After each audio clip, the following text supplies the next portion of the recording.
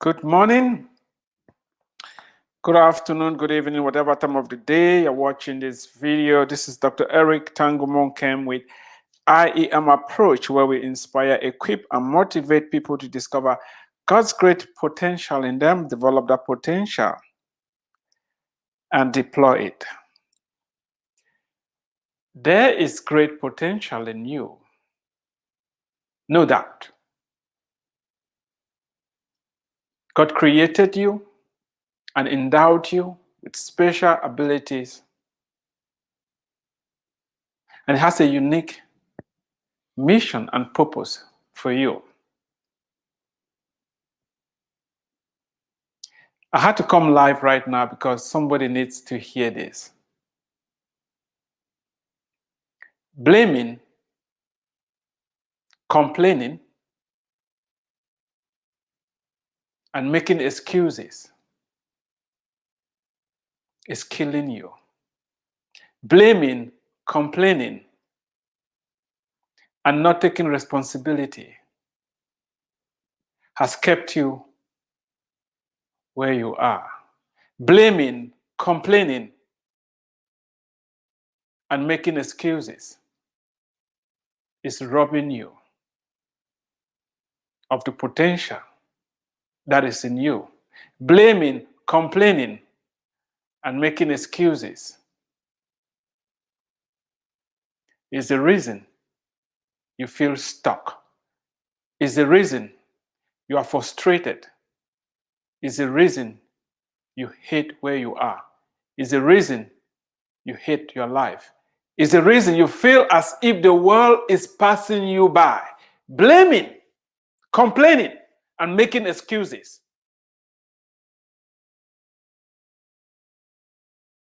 is tantamount to getting into a cell, locking the door, and throwing the key in the deepest part of the ocean. Blaming, complaining, and making excuses is why you are failing. It's why you're not making progress. It's why you are poor, broke, and in bad health. Blaming, complaining, and making excuses is why you are out of shape. It's why your health is going south. It's why your bank account is depleting. It's why that business is not growing. It's why you are sad, you are depressed, you are oppressed, and everything is happening to you. Blaming, complaining, and making excuses has not helped you.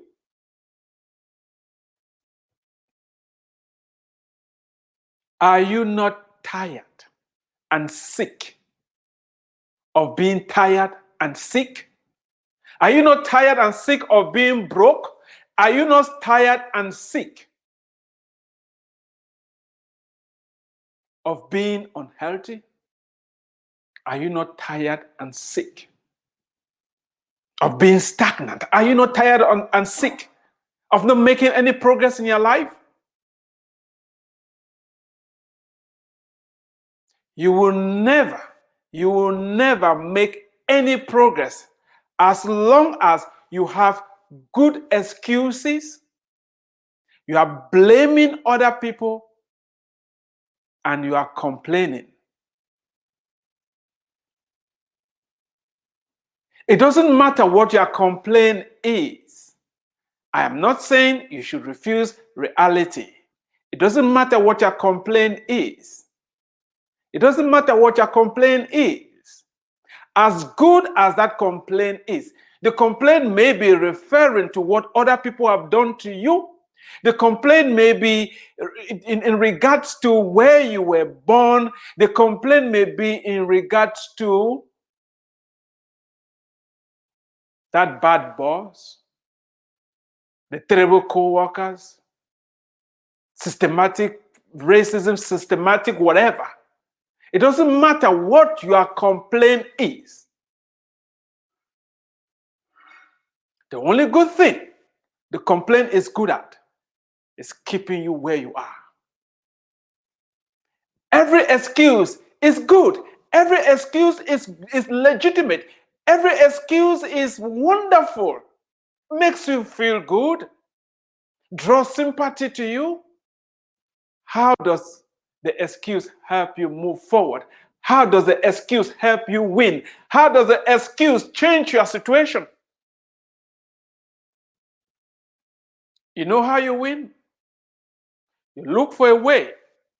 You make it happen. No matter the odds, no matter what.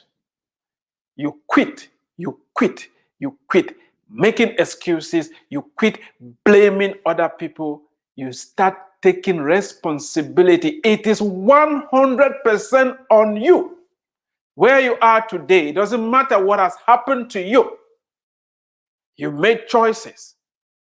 You made decisions. You took actions that have positioned you where you are right now. It is all on you. I know you don't like to hear this, but that is the truth. If you don't accept this, forget it. You are stuck. There's no way out for you until you realize what happens on the outside is on the outside. But what happens in the inside is what is going to move me from point A to point B. Quit making excuses. Quit complaining. Stop it. It's not helping you at all.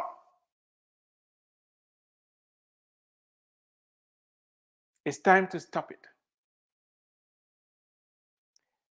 I started by saying that, or the topic is, how dare you?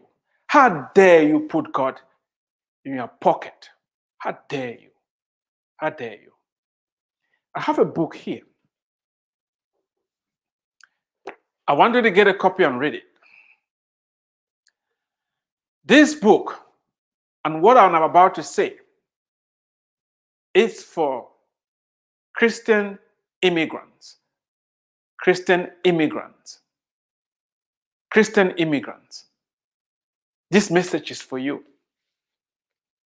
I'm going to spend some time in the future to dive into the book, but I just felt like I need to say this today. How dare you, who calls the name of God? How dare you put God in your pocket? How dare you? How dare you? How dare you say that people can stop God? How dare you? How dare you? Is God that small? Is the God that you are serving that small? That you think people can stop God? Can you show me any instant in the Bible where God gave a promise and people stopped God from fulfilling that promise? Why are you suffering from the grasshopper complex? Wake up! Wake up! I'm being very particular to those of you who are living in North America and you call the name of God. You're a born-again child of God and you're living in North America and you're complaining and making excuses and grumbling like people who don't know God.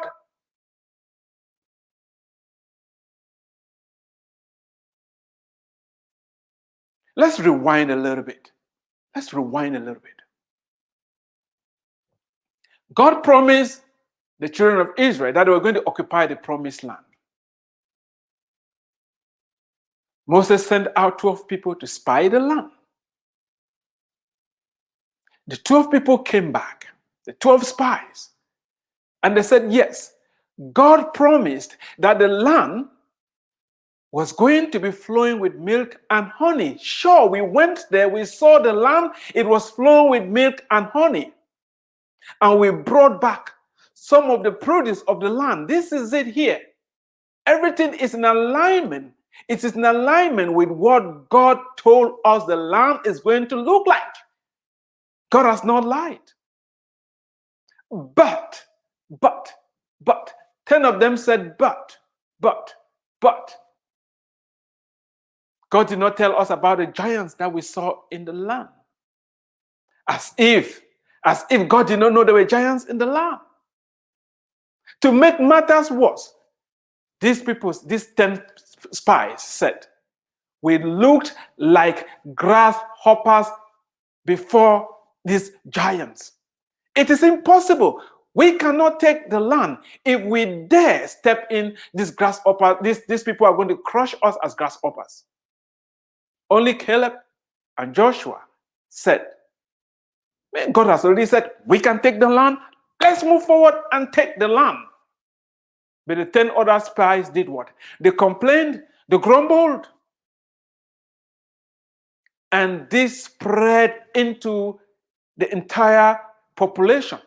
And the people said, no, we are not going to die. We're not going to get into that land and be killed. The grasshopper complex, putting God in their pocket and thinking that what God has promised, God cannot deliver. Did God ask you to migrate to North America? Did he? If God told you to move to North America, and right now, people are trying to stop you. It can be racism. I don't know what obstacles you are facing. Have you talked to God about it? Or you're fighting in the flesh and complaining and grumbling. Oh, it's too difficult. Oh, it's too hard. I can't do it. Because you are trying to do it in your own strength.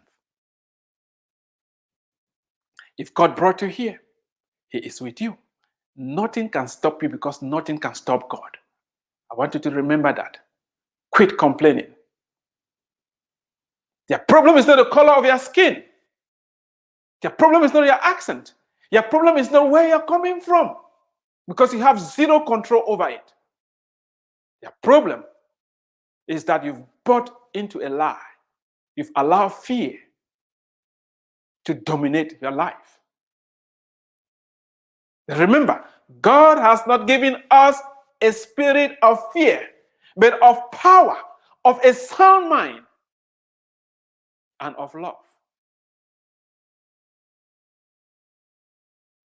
It's time to wake up and believe the promises of God and begin to confess them and walk in them. Unfortunately, for these 10 spies and all the rest of the congregation that refused to believe God, what they were afraid of happened to them. They all died in the wilderness. Only Caleb and Joshua entered the promised land. Why? Because they confessed it. They said, we could do it. God said, we believe God, we trust him. It doesn't matter what you're going through. You're not the first person to migrate. You're not the last. Joseph went to Egypt. He prevailed because God was with him. Shadrach, Meshach, and Abednego, they went to Babylon. They prevailed because God was with them. Is God with you? If God is with you, stop speaking like those who don't know God. If God is with you, stop confessing like those who don't know God. If God is with you, if you are on God's assignment, speak and carry yourself like somebody who is on the mission of the King of Kings, of the Lord of Lords, of the Alpha and the Omega. Stop putting God in your pocket. When you complain, when you give excuses, when you blame, you are putting God in your pocket. It's time to stop it and get up and start doing. Speak with boldness. Speak with courage.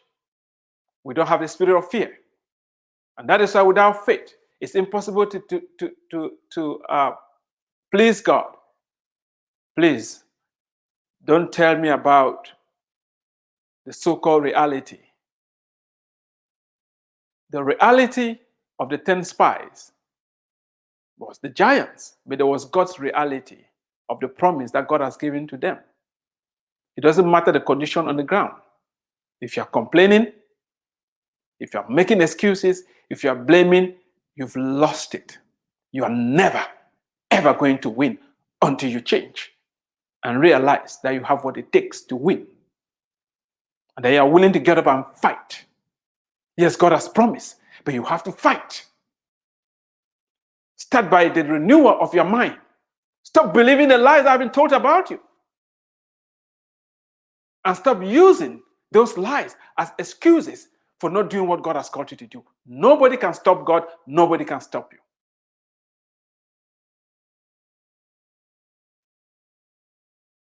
I hope you've heard and heard clearly. When you blame, when you complain, when you make excuses, you lose control. It doesn't matter how good the excuses are. It doesn't matter. It doesn't matter at all what other people have tried to do to you and what they've done to you. It doesn't matter. What matters is how you respond. And lastly,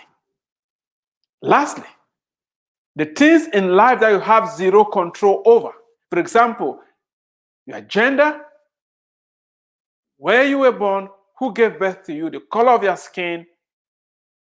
You know those things that you can't change. You were not consulted to be born at this particular time in a particular place. It's none of your business. Don't let those things stop you. It's a distraction. If you are using those things as an excuse, the things that you don't have control over, as an excuse for not doing the things you're supposed to do, you are shooting yourself in the foot. You have a lot of things that are under your control. If you focus on those things and you start exerting the control that you have, you're going to win and win big. You can control what you eat. You can control when you eat. You can control how much money you save. You can control the books you read, what you watch, who you listen to. Those are under your control. How are you doing? What good books have you read? What good book are you reading right now? When was the last time you read a book not because of training at work? You actually picked a book up and read it because you want to grow in the area of your finances. You want to grow in the area of your relationship. You want to grow in the area of your business, whatever areas you need improvement, your health, exercise. How are you doing? What are you reading? What are you listening to? I'm sick and tired of all the complaining and the wimpiness. It's not happening. Be transformed by the renewal of your mind. Be transformed by the renewal of your mind. Be transformed by the renewal of your mind. You need to change your mind about your circumstances. You need to change your mind about your situation. You need to change your mind. And the only way you do that is by letting the word of God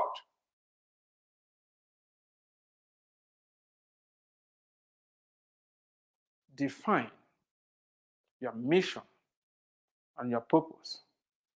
If you want to focus on what your eyes can see, and you use that as excuses to blame, complain, and make excuses, you are stuck.